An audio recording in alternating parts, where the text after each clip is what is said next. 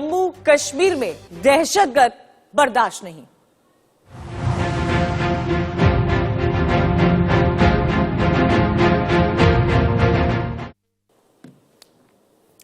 जम्मू कश्मीर में नए साल पर आतंक फैलाने की साजिश को आज सेना ने नाकाम किया है।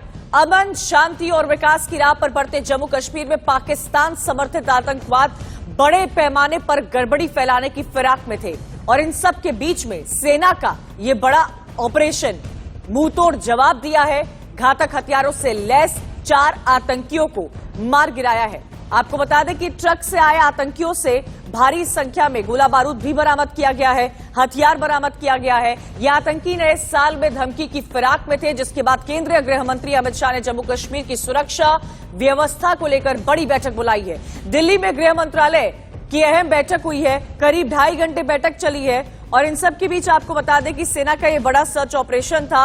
आतंकियों को मारने की कोशिश की गई है, 4 आतंकियों को मार गिराया गया है और जो गृह मंत्रालय की तरफ से बैठक चली है जिसमें आईबी के अधिकारी, रॉ के चीफ, ये सभी बड़े लोग शामिल थे। 2.5 घंटे ये बैठक चली है। ऑपरेशन ऑल आउट सेना की तरफ से जारी है। इन सब के बीच में जो खास तौर पर कश्मीर में हालात देखने को मिले हैं, अगर बात साउथ कश्मीर की जाए, साउथ कश्मीर में टारगेट किलिंग के जो एक के बाद एक नए मामले आए हैं, उसको देखते हुए सेना की तरफ से ऑपरेशन ऑल आउट लगातार जम्मू कश्मीर में चलाया गया है। ये तस्वीरें आपको दिखा रहे हैं, क्या हथियार, गोला बारूद जो बरामद किया गया है, 4 आतंकियों को ढेर किया गया है। बहुत बड़ा ऑपरेशन ये सेना का जम्मू कश्मीर में चलाया गया है। बड़ी कामयाबी की तरह से देखा जाए, नापाक हरकतों की फिराक में थे आतंकी और उनके पास से इतने हथियार, इतने गोले बारूद, मैगजीन्स बरामद की गई है। जम्मू से अजय जांडियाल हमारे संवाददाता हमारे साथ जुड़े हुए हैं, वहीं दिल्ली से राकेश जुड़े हुए हैं। सबसे पहले रुख करेंगे अजय जांडियाल का। अजय, क्या हालात बने हुए हैं?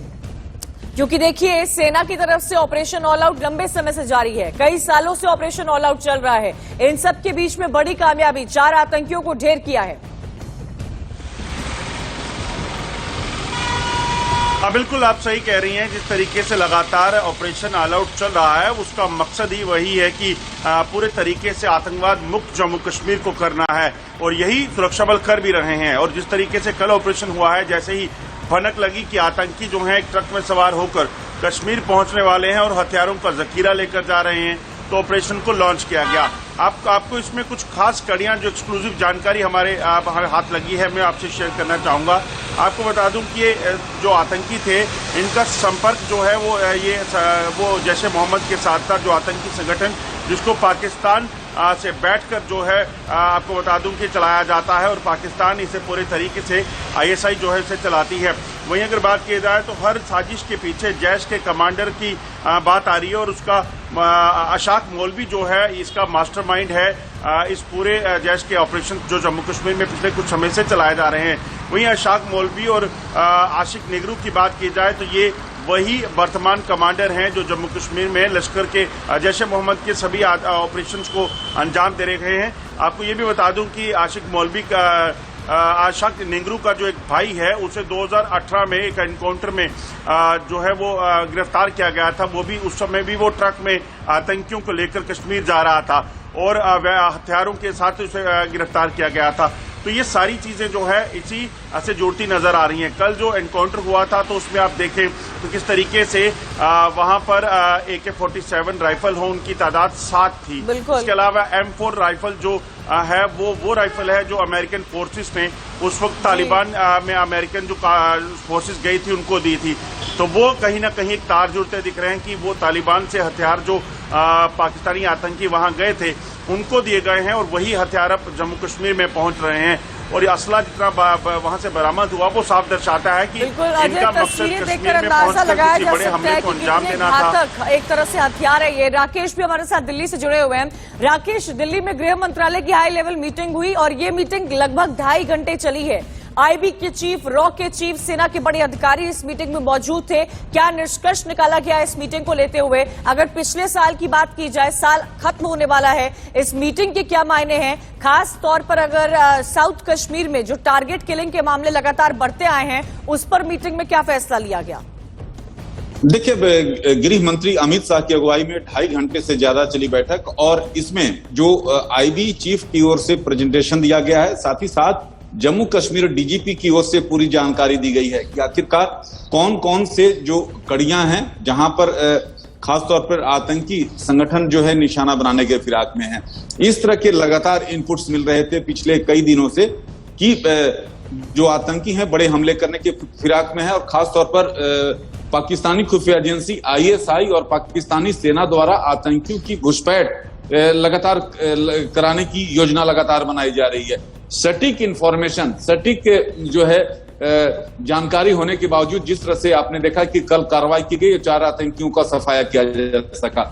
रही बात कि जिस तरह से नए साल में बड़े हमले करने के फिराक में है, इस तरह के लगातार इनपुट्स मिल रहे हैं। गृह मंत्री ने साफ तौर पर सभी एजेंसियों को दिशा निर्देश दिया है कि जीरो टॉलरेंस की रणनीति आतंकियों के प्रति अपनाई जाए। यानी ये साफ है कि कोई भी आतंकी हैं तो उसके खिलाफ ठोस कार्रवाई की जाए, उसके जो है मौत के घाट उतारा जाए। तो इसमें कतई बर्दाश्त नहीं की जाएगी, और इसमें सीधे तौर पर सभी एजेंसियों को निर्देश दिया गया है। तो आने वाले समय में और कार्रवाई इस तरह की आपको देखने को मिलेगी। साथ ही साथ सभी एजेंसियों, बात आपने बोली है, क्योंकि अजय इस मीटिंग लंबे समय तक ये मीटिंग चली है। आने वाले साल के लिए एक नई स्ट्रैटेजी जम्मू कश्मीर की सुरक्षा व्यवस्था को लेकर जो बैठक की गई है, उसको देखते हुए आने वाले साल के लिए एक नई स्ट्रैटेजी इस वक्त गृह मंत्रालय बना रहा है। राकेश, अजय, आप दोनों का शुक्रिया हमारे साथ जानकारी देने के लिए। इन सबके बीच आपको बता दें कि इस बैठक में जम्मू कश्मीर के एलजी मनोज सिन्हा ने कई अहम बातें बोली। जम्मू कश्मीर के chief secretary A K Mehta, CRPF के डीजी, बीएसएफ के आला अधिकारी के साथ ही आईबी चीफ, रॉ chief, ministry of home affairs और जम्मू कश्मीर पुलिस के टॉप ऑफिशियल्स मौजूद थे। सूत्रों के मुताबिक घाटी में आतंक के खिलाफ अभियान पर स्ट्रैटेजी बनी है। अजय, तो देखिए कई अहम मुद्दों पर बातचीत हुई है। बैठक में कई बड़े नामचीन लोग शामिल हुए थे। आने वाले साल के लिए क्या स्ट्रैटेजी होनी चाहिए, क्योंकि इस साल अगर देखा जाए अजय तो टारगेट किलिंग के कई मामले सामने आए हैं, और उसको लेकर सरकार से सवाल भी किया गया है कि आखिर टारगेट किलिंग को रोकने के लिए क्या हमारी आने वाले समय में स्ट्रैटेजी होगी। देखिए, बिल्कुल आपको बता दूं कि जम्मू कश्मीर में जो मौजूदा हालात हैं उनको कंट्रोल में रखने के लिए और लगातार आतंक की सफाई के लिए जो केंद्र सरकार की स्ट्रेटेजी है वो एक बहुत बेहतरीन स्ट्रेटेजी इस वक्त जो है वो दिखाई दे रही है। पिछले कई दशकों से अगर बात की जाए, आतंकवाद यहाँ पे चल रहा है, मगर उसके बावजूद इस तरह से आतंकियों को काउंटर करना, इस तरह से आतंकियों के खिलाफ कार्रवाइयां हमने भी नहीं देखी हैं। और पिछले कुछ सालों में खासतौर पे ये तेज हुई हैं। वजह बड़ी साफ है कि आतंकियों का सफाया और आतंकवाद को जड़ से उखाड़ फेंकने का जो सिलसिला है उसे शुरू किया गया है। आप इस चीज को समझिए कि किस तरीके से 200 से ज्यादा आतंकी इस साल भी मारे जाएंगे, जो अभी कुछ दिन रहते हैं अगर उनका आंकड़ा देखा जाए। उससे पहले देखें तो 250 से ज्यादा आतंकी मारे गए। सफाई लगातार चल रही है, पाकिस्तान से आने वाले आतंकियों को प्लग किया गया है, और खासतौर पे सूत्रों को जो खुफिया एजेंसीज हैं और जम्मू कश्मीर पुलिस का और सेना का नेटवर्क है वो इतना जबरदस्त काम कर रहा है, लोग इतना बेहतरीन सपोर्ट कर रहे हैं, जिस वजह से इतने ज्यादा आतंकी पकड़े जाते हैं, मारे जाते हैं। हथियारों की तस्करी पाकिस्तान ड्रोन से करे या जमीन से करे, उनको पकड़ा जाता है। तो ये साफ दर्शाता है कि किस लेवल की अलर्टनेस और किस लेवल की इस वक्त जो इंफॉर्मेशन जो है वो इस वक्त सुरक्षा बलों के पास है। जम्मू की बात की जाए और कश्मीर की बात की जाए तो आपको बता दूं, डीजीपी दिलबाग सिंह के अगुवाई में आप देखें तो नीचे जो लोग काम कर रहे हैं उनको भी कहीं ना कहीं सराहना होगा। मुकेश सिंह जो एडीजीपी जम्मू हैं और विजय कुमार जो कश्मीर में एडीजीपी हैं, ये इस तरह से काम कर रहे हैं कि आतंक की छोटी से छोटी जानकारी जो है उनके खिलाफ एक्शन होता है, और उसके बाद आप देखें तो एनआईए हो, एसआईए हो, ये लगातार आतंक के छोटे से छोटे जो लिंक है उसको भी खंगालते हैं, और उसके बाद जो है कार्रवाइयां होती है। तभी टेरर फंडिंग रुक गई, इसलिए आतंकी जो है सरहद पार से हथियारों की तस्करी कर रहे हैं फैसला। क्योंकि देखिए सर, राकेश से जुड़ने की कोशिश करेंगे। अच्छा अजय, एक बात बताइए कि क्या आने वाले समय में इस बात को लेकर कोई चर्चा हुई है कि जम्मू कश्मीर में चुनाव होंगे? क्या इस पर इस वक्त सरकार फोकस कर रही है? देखिए, ये सारी चीजें जो हो रही हैं वो कहीं ना कहीं चुनाव का हिस्सा होंगी। चुनाव का हिस्सा इसलिए कि जम्मू कश्मीर में फ्री एंड फेयर इलेक्शन हो वो तभी मुमकिन हो पाएंगे जब आतंकवाद पर कंट्रोल होगा। इसमें कोई शक नहीं कि जम्मू कश्मीर में चुनाव होने हैं। 2023 में माना जा रहा है कि ये चुनाव होंगे और इस चीज में कहीं ना कहीं से सक्सेसफुल चुनाव बनाने के लिए, क्योंकि जो लगातार डिलिमिटेशन की गई उसके बाद बाकी चीजें जो हुई हैं वो दर्शाती हैं कि सरकार जो है वो इसी ओर बढ़ रही है। मगर आतंक के नेटवर्क को पूरे तरीके से ध्वस्त करने का जो प्लान है, जब वो पूरा तरीके से यहाँ पर अमल हो जाएगा तो उसके बाद कहीं ना कहीं चुनाव जो है वो खुली फिजाओं में लोग जो है वो चुनाव करने के लिए, वोट डालने के लिए निकल पाएंगे।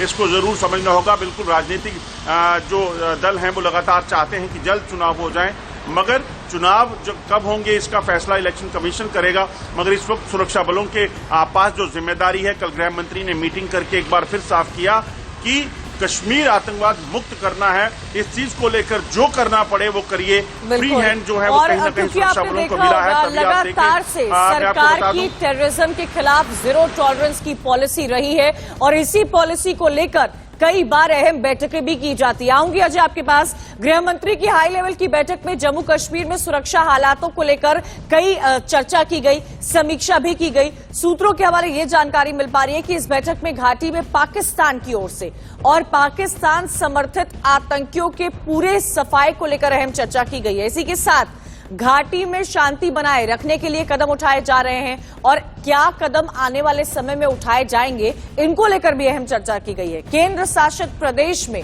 आतंकियों के सफाई के साथ ही विकास कार्यों के लिए जो काम किया जा रहा है, जो प्रयास किया जा रहा है, आने वाले समय में जो प्रयास किया जाएगा उसको लेकर भी मंथन किया गया है। सरकार घाटी के युवाओं को मुख्य धारा से जोड़ने के लिए पूरी तरह से प्रतिबद्ध है और इसकी बानगी भी जम्मू कश्मीर में आने वाले समय में दिखेगी। और अभी जो सरकार ने एक्शन लिया है, इतने समय में तमाम तरह के चर्चाएं हुई हैं, मंथन हुई है, हाई लेवल बैठकें हुई हैं, इस बैठकों को देखकर ये समझा भी जा सकता है। अजय, ये बैठक अपने आप में बहुत महत्वपूर्ण थी क्योंकि बड़े से बड़े ऑफिसर्स इस बैठक में मौजूद थे। जम्मू कश्मीर का होल्ड रखने वाले जो ऑफिसर्स है, ऑफिशियल्स है, वो भी इस बैठक में मौजूद थे। आने वाले समय में क्या स्ट्रैटेजी होनी चाहिए? जो नापाक हरकतें पाकिस्तान की तरफ से आए दिन हमें देखने को मिलती है, अभी 4 आतंकियों को ढेर किया गया है, क्या उनके पास हथियार, गोला बारूद, मैगजीन्स मौजूद थे? उनको देखते हुए, आने वाले समय को देखते हुए क्या प्लानिंग की जा रही है?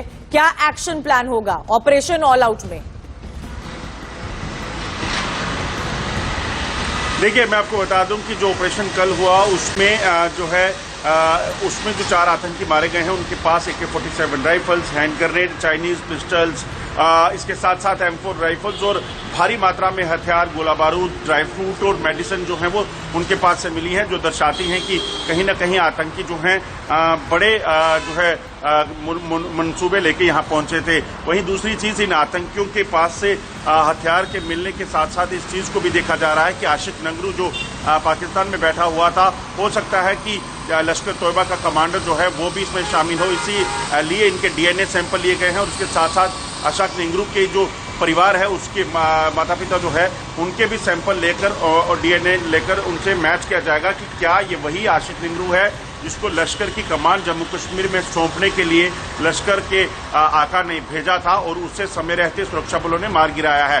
ये हालांकि जांच का विषय है, मगर आने वाले दिनों में हम स्ट्रेटजी जो समझ में आ रही है वो बड़ी साफ है कि जिस तरीके से खुफिया एजेंसियां यानी NIA की बात की जाए, इन्वेस्टिगेशन एजेंसीज की बात की जाए या फिर बाकी जो राव और IB जो काम कर रही है उनके इनपुट और जम्मू कश्मीर पुलिस और सेना के जो इनपुट है, इनके साथ मिलकर एक तरह से कोऑर्डिनेशन में इस तरह के ऑपरेशन चलाए जाएंगे कि किसी भी तरीके से जो जम्मू कश्मीर के आतंकी पाकिस्तान में बैठे हुए हैं उनको कैसे दबोचना है, उनका कैसे खात्मा करना है। क्योंकि जम्मू कश्मीर से आतंकी जो ट्रेनिंग के लिए पाकिस्तान गए थे, पाकिस्तान उन्हीं के जरिए अब यहाँ पर जो युवाओं की भर्ती करवाने की कोशिश कर रहा है, अपने ही रिश्तेदारों को आतंकवाद में शामिल करके वो यहाँ पर टेरर नेटवर्क को चलाने की कोशिश कर रहा है और उसी को ध्वस्त करने के लिए लगातार सुरक्षा एजेंसियां काम कर रही हैं। और दूसरी एक अहम चीज जो आपने भी कहा कि होम मिनिस्टर ने जो कल मीटिंग ली उसमें जीरो टॉलरेंस की जो नीति की बात की है वो लगातार जारी रहेगी। उसमें इस चीज को सुनिश्चित किया जाना है कि किसी भी तरीके से आतंकी या आतंक के किसी भी लिंक के साथ, चाहे वो किसी सियासी पार्टी से जुड़ा हो, चाहे वो किसी ब्यूरोक्रेट से जुड़ा हो, उसको बख्शा नहीं जाएगा। कश्मीर में अब किसी भी तरीके से जो ये चलता रहा कि आप किसी के साथ लिंक हो तो उसको माफ कर दिया जाए या किसी रसूखदार शख्स के साथ उसके रिश्ते हो तो उसे बख्श दिया जाए, वैसा नहीं चलेगा क्योंकि आतंकवाद को जड़ से खत्म करना है तो उसे ऐसा ही करना पड़ेगा। लगातार कश्मीर में जो आम लोगों की सपोर्ट टेररिज्म के खिलाफ जो है वो मिल रही है, सुरक्षा बलों देखा जाए को तो इस उसको साल और जो टारगेट करने की कोशिश की है। टारगेट किलिंग के कई मामले सामने आए हैं जिसको लेकर सरकार का एक्शन, सरकार की स्ट्रैटेजी या कहा जाए बड़े अधिकारियों की जो हाई लेवल मीटिंग हुई है, गृह मंत्रालय की कल 2.5 घंटे मीटिंग हुई है, इन सभी चीजों को ध्यान में रखते हुए आने वाले समय की एक्शन ऑफ प्लान को डिसाइड किया गया है। अब जो ऑपरेशन ऑल आउट कैरी किया जाएगा, कोई भी उस पर सुरक्षा के पुख्ता इंतजाम तो उठाए जाएंगे लेकिन किसी भी नापाक हरकत को बर्दाश्त नहीं किया जाएगा। शुक्रिया अजय जानकारी देने के लिए। घाटी में ऑपरेशन ऑल आउट जारी है। यहां पर सेना की तरफ से एक बड़ा कदम उठाया गया है, 4 आतंकियों को ढेर किया गया है और जो हथियार, घातक हथियार बरामद किए गए हैं उनकी तस्वीरें इस वक्त आपको दिखा रहे हैं। एक छोटा सा